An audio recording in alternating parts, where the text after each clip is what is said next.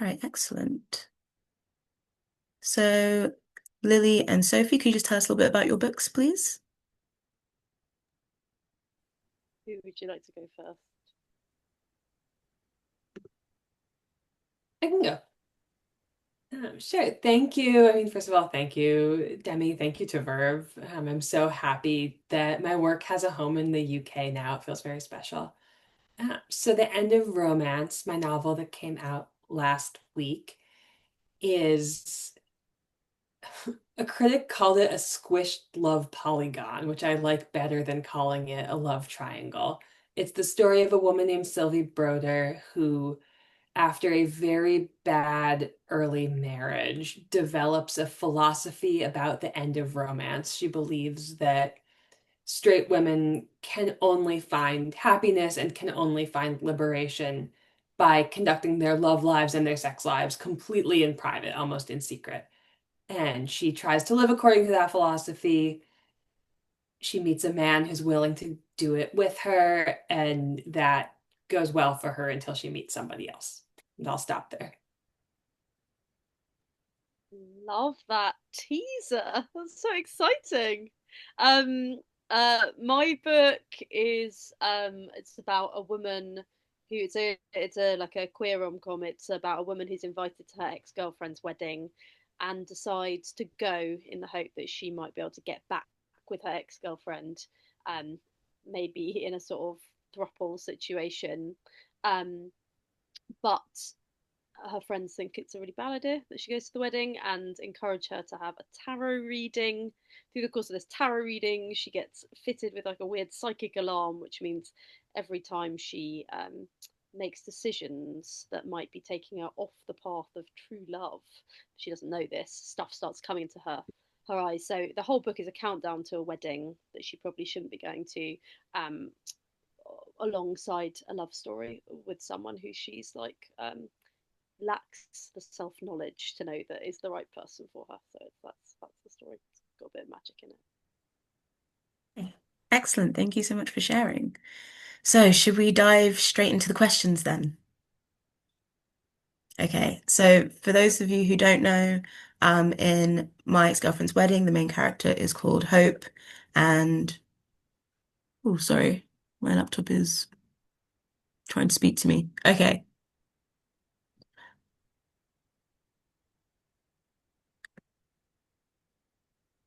okay, I think we should be fine. Sorry.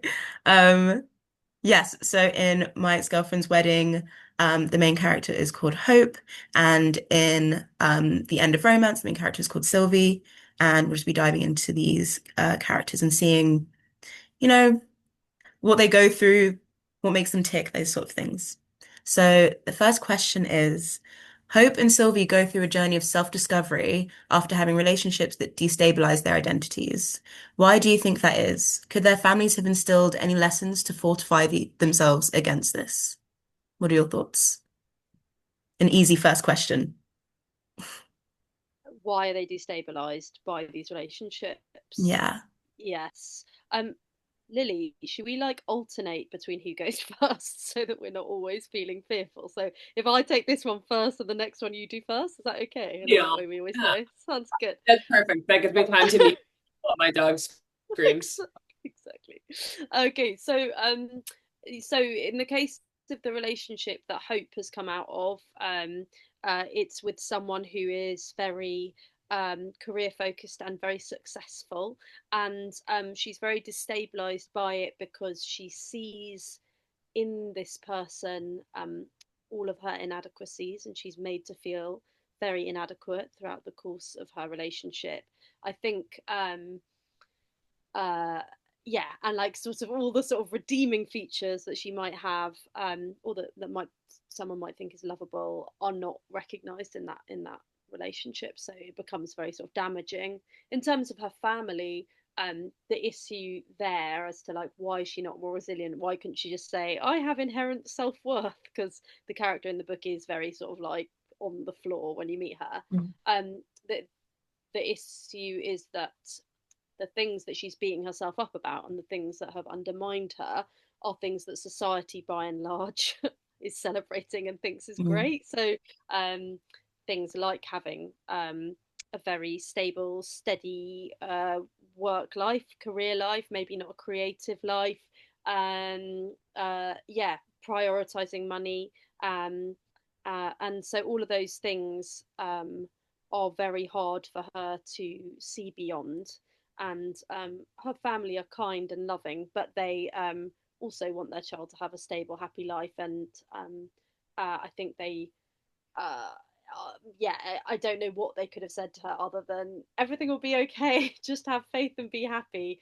That would have made her believe that her foundations have been shaken very thoroughly. And I think it's tapped onto insecurities that were pre-existing and also being fed to her by the wider world. So I think that's why it sort of undermined her so fully.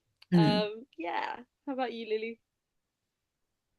In the case of the end of romance, there's a real tug of war between Sylvie's grandparents, who are only in the novel for, I think, 3 or 4 pages, and yet are a lot of readers' favorite characters.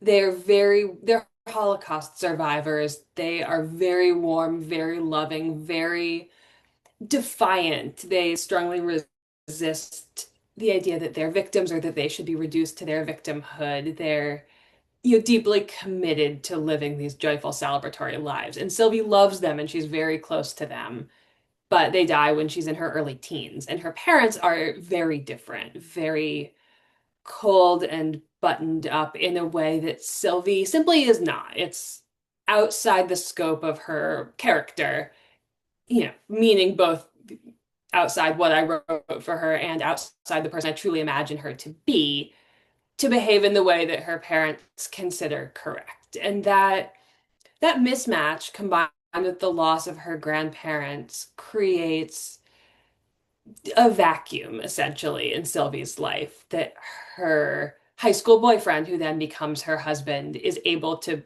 not only fill but ultimately take advantage of. I think that's what makes both these characters so relatable as well.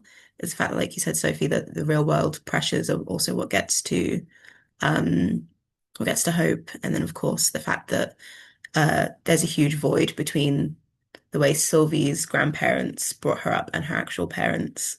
Um, so yeah, it's difficult to watch them struggle, but you can completely understand when you read the books how it's come to that, and all the outside factors.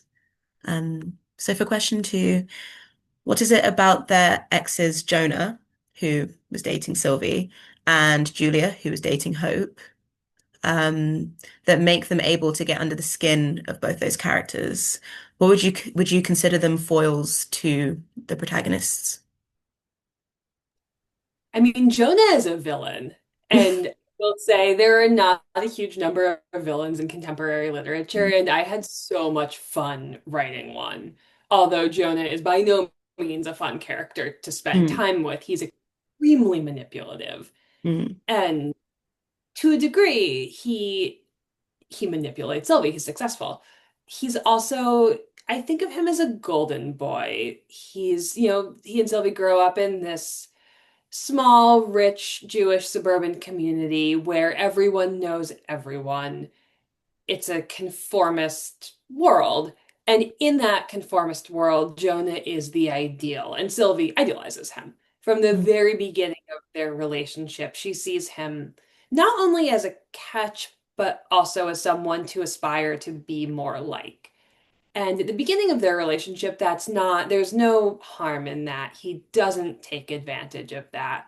But as their relationship progresses, as it goes from dating to a serious commitment to marriage, and as Jonah becomes more manipulative, her conviction that he is and remains a golden boy mm. becomes central to his ability to ultimately control her. It's so interesting. I'm glad that you actually wrote like a contemporary villain because you're right. I feel like we only get like very layered, complex characters. Not to say that Jonah isn't, but you mostly do just see him as the person that's trying to do the most harm to Sylvie, which is extremely frustrating.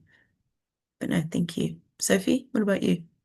Yeah, I like that both our villains have Mm. J's as their names. It's clearly something like, I don't know what it is about that. So yeah, Julia is the ex in my ex-girlfriend's wedding, Mm. and she yeah gets under Hope's skin by destabilizing her. So the context of their relationship is that um Hope is an out lesbian and is very happy in who she is. And when she meets Julia, Julia's only just come out and is feeling quite insecure.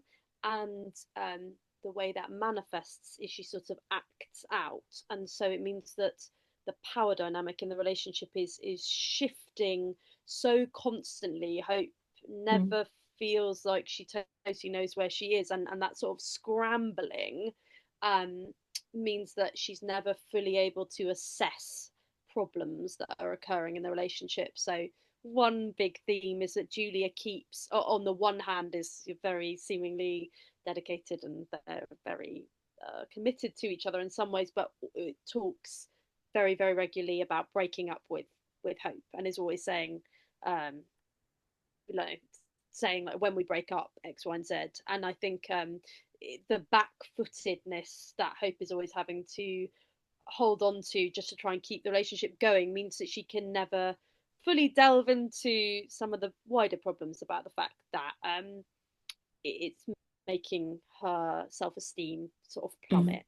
Um, so her attempt to just keep holding on to the relationship at all costs just becomes the main theme. And then there are just so many different ways that she can sort of batter herself around the head with arguments that Julia is presenting. So it's quite insidious, and it's Mm. it's not abusive, but it's manipulative, and yeah, it wears someone down, and you Mm. see how it's all about someone. Julia is acting out her insecurities Mm. um, through her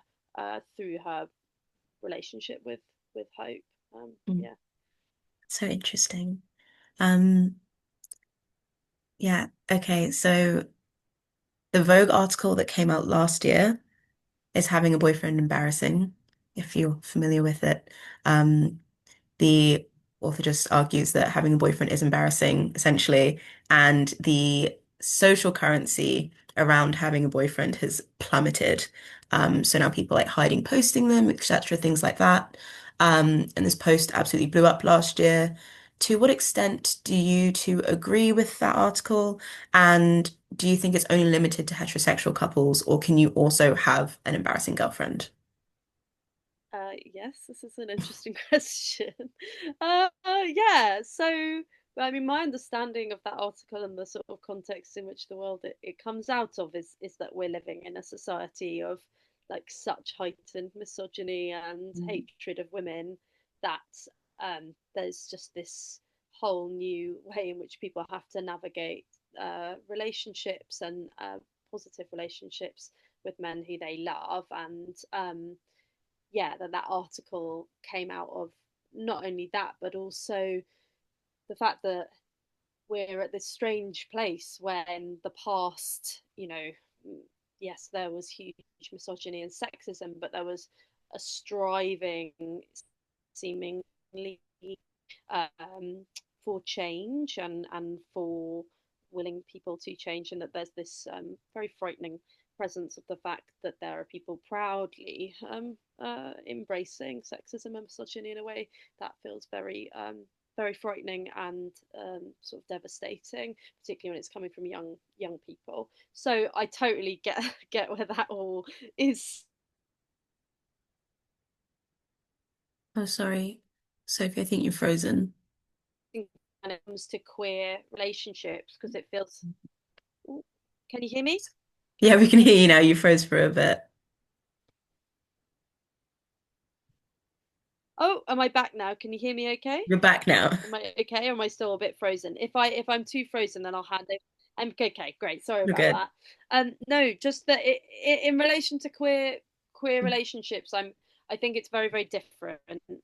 Obviously, we're still navigating issues of misogyny within the queer world, but this feeling of embarrassment or mortification when it comes to acknowledging engaging in old power dynamics, which is what it feels like that article is also grounded in, doesn't feel like maybe it applies to the same extent to queer relationships, just because the foundations are really, really different and the Mm. history is different. That's not to say we're not existing in the same worlds, but Lily, I feel like this is really so linked with what your book is associated with. So I'll hand over to you for that. Yeah, this is something I have very, very strong feelings on. I mean, I think the article is embarrassing. No shade to the author. I was a freelancer for many years, and I understand that sometimes you have to write what you have to write.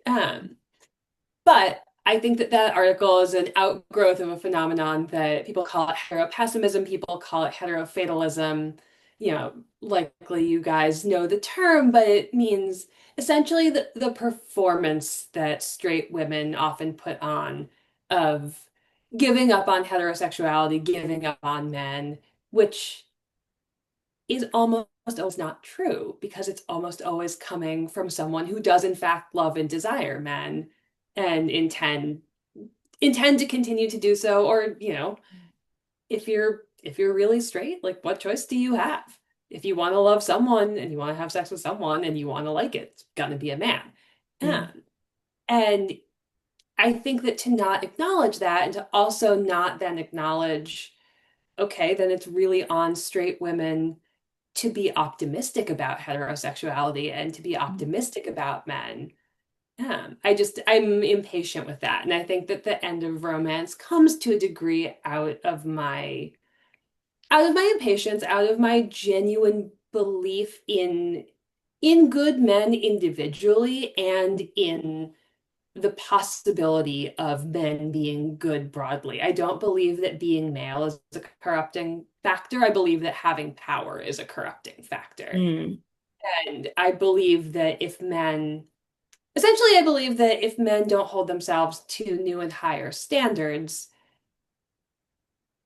then power will remain as alluring to them as it historically has been. But if the expectation is that a man be good to have sex, to have a partner, to get to have love, yeah, I see in my actual life, I see that there are men who respond to that, and I think that that's an important cultural expectation for writers to think about.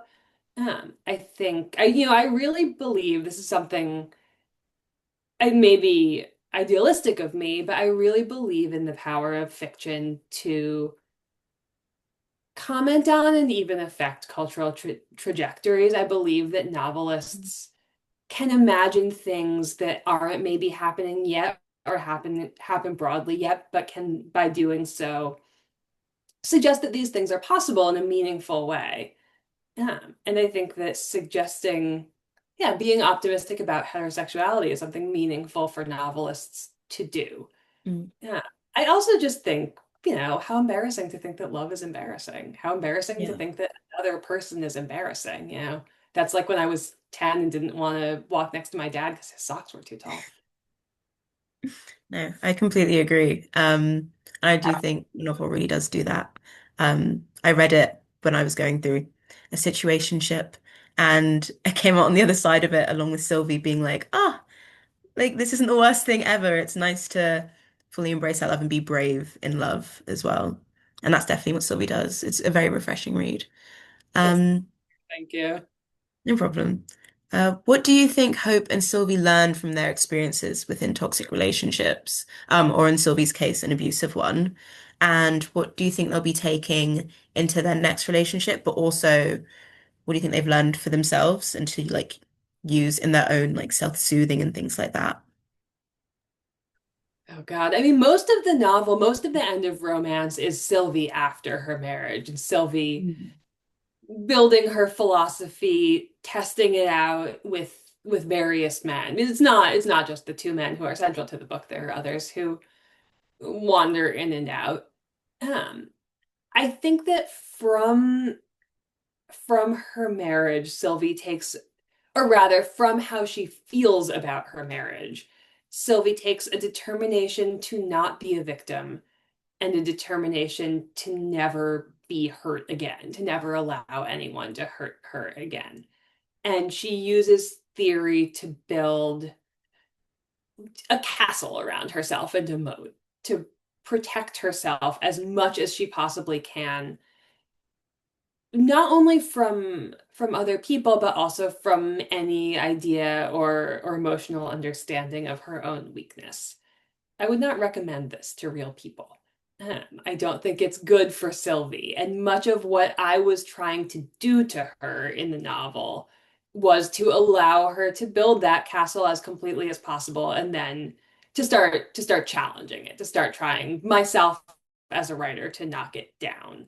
And I, my desire was for the book to push her towards nuance in a way that also pushed her towards happiness, but certainly her immediate reaction, and not just immediate, this is for years, to her marriage is a form of idiosyncratic self-protection so strong that I think it would become very damaging. And it is damaging. It leads her to hurt other people, as well as to stifle and throttle herself.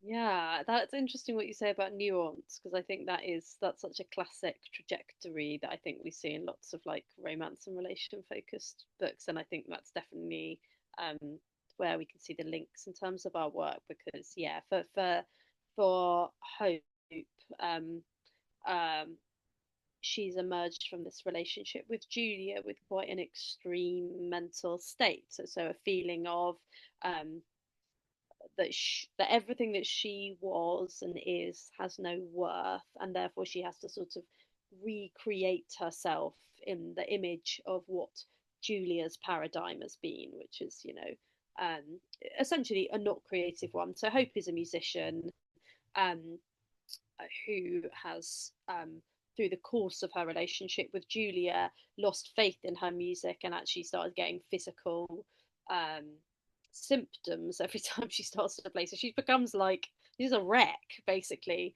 Um, uh, but so through the course of leaving that relationship and meeting someone else, but also sort of renegotiating how she feels about herself, um, she basically starts to accept that her worldview of where creativity, art, making things, music, is okay. It's okay and it has value, and that it can be accepted by both her family and by wider society, and that it's just different, and that she also gets a new perspective um on Julia, on her ex, and on the things that she needed, and what Hope wasn't giving her, and the ways in which they were basically sort of terrible for each other. So she does sort of realize, she understands how um they were both sort of bringing something the other one needed, but being together was a terrible thing. But yeah, what I think she's bringing is more, hopefully she has more self-acceptance and self-love, I think, by the end of the book, and that's what she can bring into future relationships. Yeah. And it's really great to read Hope's story as well because you do see that trajectory of being hopeless at the beginning, pardon the pun. And then at the end, you're right, like embracing that self-love, being able to share it with people as well. Um, yeah, it's incredible to read. And then you obviously you're both talking about like quite heavy themes at certain points, um, dealing with heartbreak and personhood, or the lack of. And I was just wondering, how do you talk about these things while approaching these topics with a lot of humor and heart? And why is it important to you both to use comedy in these narratives? I'm obsessed with funny books. I think humor is like the best way of getting hard conversations across. It just like makes us relax, and um yeah, makes things plausible and possible. And I think enjoyment in reading is so, so, so important. Um, and I often think, I mean, that the books I love the most are the ones where you feel like you're having a conversation with someone who you'd like love to be with you, and that person that like makes you laugh is the one that I want to be with me. They're the ones who can give me the honest, can be honest with me, while also, easing the whole blow by showing the absurdity of the whole situation and of the world and stuff. So I think humor for me is like absolutely critical. And I think, yeah, I feel like it's untrue almost to write a book that hasn't got any humor in it, because it's just like the most fundamental human coping mechanism. And yeah, whenever I read a book that's like desperately sincere, I just feel furious, because I just think it's just like it's not how anyone lives and survives, and if they do, they're like a horrible guest to have anywhere. So like I just think like Mm. a lovely funny book is an honest book, essentially, because that's how we cope, and that's how the characters in my book cope, is really by seeing like the absurdity and madness of the situation, because that's sort of what we're living in at the moment. I'm going to hand over to you, Lily. Yeah, I love the idea that a book that isn't funny isn't true. I certainly feel the same way. I mean, it is, if you hang out with me for 10 minutes, I will be cracking jokes. Similarly, if I'm writing for 10 minutes, I'll be cracking jokes.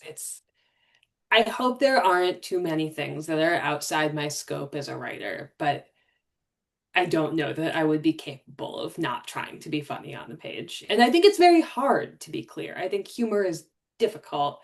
And for that reason, too, I would never not try for it in my writing. Nice. Okay, this kind of follows on to what we were just discussing, but the fact that Sylvie and Hope are so interesting, like narratively, like their voices are so interesting, just very engaging. And I was wondering, did this occur naturally? I know you both say that you like to tell jokes, but was it also like, was it natural just writing them like that on the page, or is it kind of like through the progression you sort of realized um, the traits you wanted these characters to have and certain things that were teased out on the page? I'm generally a very voice and character driven writer. I spend a lot of time at the beginning of a draft just writing, just figuring out who I'm writing about, really coming to inhabit that character or those characters. And by the time, ideally for me, by the time I really get to a book's plot, to the meat of the plot, I know the characters so well that I don't have to decide in advance what, in Sylvie's case, I didn't have to necessarily decide in advance what she would do. I could create a situation and see her react to it, hear what she'd say. And I think voice is, for me, part of that process of really inhabiting and imagining a character as fully as I possibly can.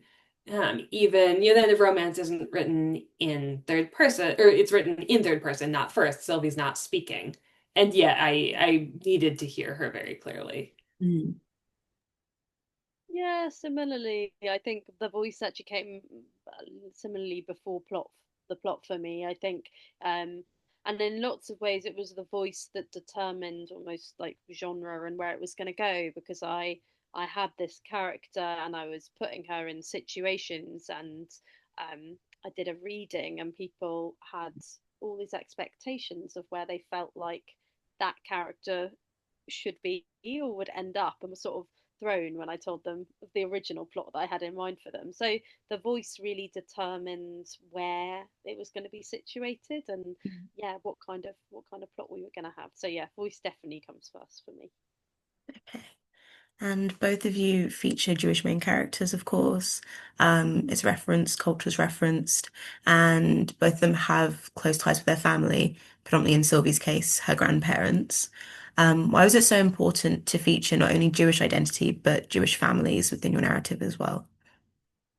Yeah, it's just so nice doing this with you, Lily, so that we can talk about this, because yeah, it came from quite a few different factors. Uh, Partly it was driven by plot and context. The story of my ex girlfriend's wedding is foregrounded by with a lot of magic, and there are a lot of ghosts and Mm.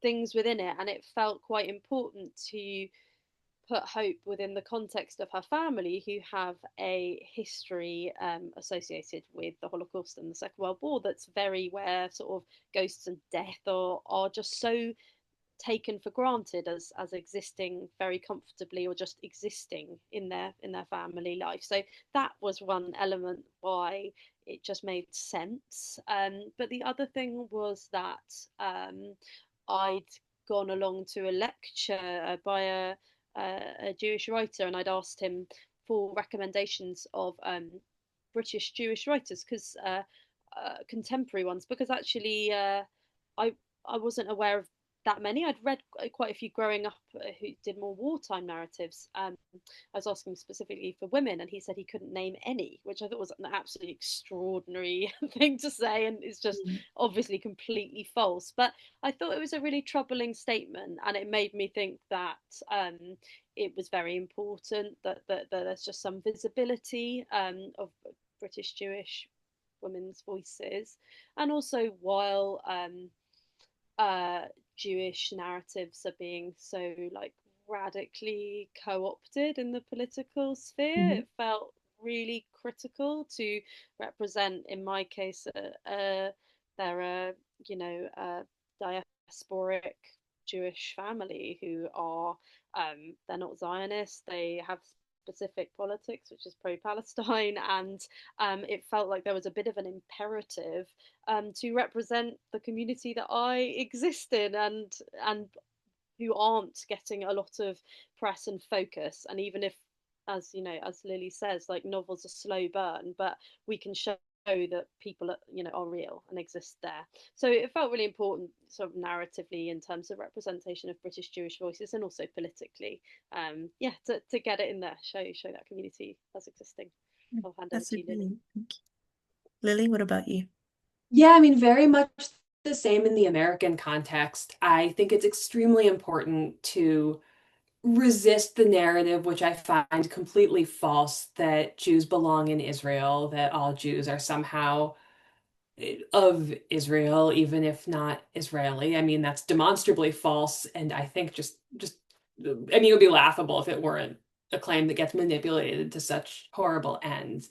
It's very important to me across my body of work to write about American Jews with particular relationships to American politics, deep American histories, deep engagement with American history. And that's really, all four of the main characters in The End of Romance are Jewish. Each of them has a different, their families have different immigration stories, different ways of being Jewish, different ways of reckoning with their Jewishness, their assimilation. They're all quite assimilated. Robbie's family celebrates Christmas, which part of my family also does, in this very particular assimilated Midwestern American way. It's very important for me to write about those things as a way of further planting my feet in American ground. And I think that's especially important at a time when it's very hard for me to feel patriotic. I don't look around at the United States and feel great. I don't feel thrilled with what my country is doing, but especially now, I think, especially in these last 12 years, as I've come of age as a writer amid, national chaos and decline, it feels very important to me, you know, to represent my own Americanness, to think about it on the page. And, as I want to be optimistic about heterosexuality, so I want to be optimistic about my country. I want to be realistic and to be challenging. This is all very relevant also to my first book, Short War, which is coming out this summer in the UK. But in The End of Romance, too, even though it's not centrally a book about American politics or about American identity, I still really wanted to write about those things, and I can really only write about them through being Jewish. I don't, being Jewish is so fundamental to my worldview and so valuable too. I certainly don't believe in only writing within my own worldview, but in the case of Jewishness and Jewish thought, it's too important and too interesting for me to want to move outside yet. No, that's so beautiful. And I completely agree. It was really great to read two novels from Jewish perspectives. Um, yeah, I had more on that. But yeah, it was really great to see. Um, okay, so moving on from that, Hope and Sylvie both have second or third in Sylvie's case, chances at love. What did you consider when writing a new love interest for the protagonists? Were there any traits you wanted them to have? How did you explore this new dynamic within the characters, and how did you ensure that, or do you feel that when readers like read your book that we think that person is who they should have ended up with? Does that make sense? Yeah, a lot of questions in that. A lot of questions in that question. Ellie, would you like to start? I'm going to answer judiciously because I want to avoid spoilers. Okay. What I will say is that since the end of Romance came out in the US, I have been very gratified by how split readers have been Mhm. on who they want Sylvie to end up with or who they prefer, or yeah, which of the two non-villain love interests they think is the right pick.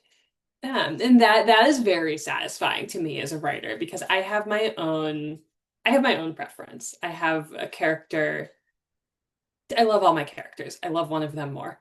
Yeah, but it took me many drafts and a lot of work to be sure that I had created two men between whom there could be real competition in Sylvie's heart. You know, two men who behave very differently, offer and represent different things, want different things, um, and are very compelling in that difference. And yeah, I won't say more because I don't want to spoil. Oh God, I love this. The potential of the two alternatives is really great. Um, yeah, in my book, there's a clear alternative love interest. There's really only one. Though there are some sort of comedy options that I don't think anyone ever thinks like. I don't think she's getting with that.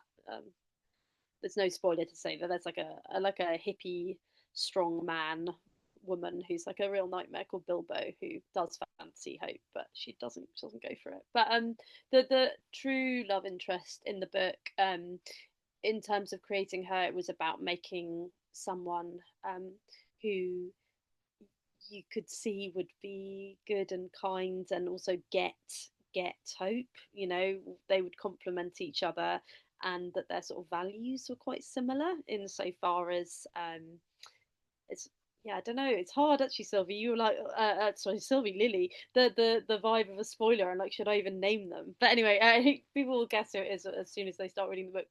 But the love interest, yeah, they are yeah, they have similar values. They value creativity, and they are yeah, they're kind and they're open, and they sort of open things up for Hope very gently, in a way that is very different from maybe the abruptness of the previous relationship. They're also quite sexy, which is quite important because the previous relationship had been quite unsexy. And that was something that came out through lots of drafts where it was like, this person needs to be really sexy. It's got to be important. And it's funny how it took a few drafts to do that because I think initially I got very hung up on them being sort of klutzy and lovable in that way, but you've got to be into them and you've got to believe Hope's into them. So yeah, in writing it, it was like someone nice, someone creative, someone gentle and kind, also someone really hot. So that was like how I built her up, them up. And we love reading that. If you haven't read the book yet, the love interest is hot. Not that I can see them, but described as hot. Yeah. Okay. And what is it about modern romance within literary genre that you felt important to explore in your narratives, especially, Sophie, this was your debut. Um, what is it about romance that you were really keen to see as a contemporary novel? And then, of course, Lily, you wrote a historical political thriller for your debut, so this is quite a jump away from that. And of course, even though politics is included a little bit in the end of romance, it's not, you said, a political book. So I just want to know your thoughts. Yeah. I love romance. I love it very, very much. And I think it's an incredibly powerful genre. And I think it's one that increasingly is garnering the respect that it deserves. It feels like it's been sort of yeah, targeted by misogynist perspectives on literature for so long that it's not received the yeah, like the kudos of these really highly skilled romance writers that have been out there forever. So I love romance, and I always knew that I wanted to write a book that focused on relationships and people, and that is what romance does. And I think that was actually really, really driven, interestingly, by like the political climate we're in, where there's a sort of spiraling sense of like everything just sort of um, rushing away, and we're really confronted by incredibly challenging things every single day. And the joy and hope in romance is the fact that it puts the emphasis on each other and on human relationships, and it shows that that is where change can happen, and that's where your sphere of influence is, and that's where like hope and happiness can exist. So for me, like just romance in and of itself is really, really powerful. Also contains optimism, which at the moment is like one of the most important commodities we could possibly have.